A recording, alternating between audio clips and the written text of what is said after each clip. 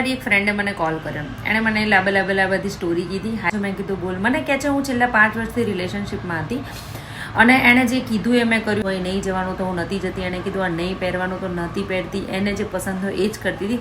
પણ આખરે એણે મને પછી છેલ્લે એવું જ કહી દીધું કે મને તારાથી ગુંગળામણ અનુભવે છે. તો હું પછી અલગ થઈ ગઈ, કારણ કે આઈ વોઝ ડન.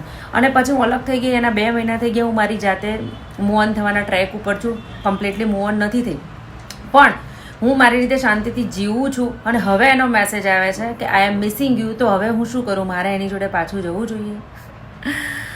હા, મેં એને સિમ્પલી કીધું કે ના, he is not missing you baby, he is missing that control over you. Toxic માણસને પોતાના કંટ્રોલમાં કોઈ રહે, પોતાના હાલમાં હામાં હા મિલાવે, કોઈ આર્ગ્યુમેન્ટ ના કરે તો એનો ઈગો સેટિસ્ફાઈ થાય છે. ટોક્સિક માણસનું ફૂડ ઈગો છે, અને ઈગો તો અત્યાર સુધી સેટિસ્ફાઈડ કરતી હતી એટલે એને વાંધો નહોતો. અને હવે ઈગો સેટિસ્ફાઈ નથી થતો એટલે he is hungry for that control. એ ભૂખ્યો થયો છે કંટ્રોલ માટે, એટલે કંટ્રોલમાં પાછું લાવવા માંગે છે. કારણ કે તું આઝાદીથી રહે છે, ખુલીને રહે છે, એ નથી જોયું જતું. જો એ જોયું જતું હોત તો અત્યાર સુધી એવું કહેતા જ નહીં ને કે તારાથી નથી ફરક પડતો, તારે જે કરવું એ કર, ગુંગળામણ અનુભવું છું, નથી રહેવું. એક્ઝેક્ટલી. એટલે he is not missing you, કારણ કે પ્રેમ છે ને હંમેશા સ્વતંત્રતા આપે, અને મોહ બંધન. એટલે અત્યાર સુધી એ મોહમાં હતો ને હવે એ ઈગો સેટિસ્ફાઈ નથી થતો એટલે હંગ્રી છે. સો ના જવાય, કારણ કે પ્રાણ સાથે પ્રકૃતિ જાય, ના ચેન્જ થાય.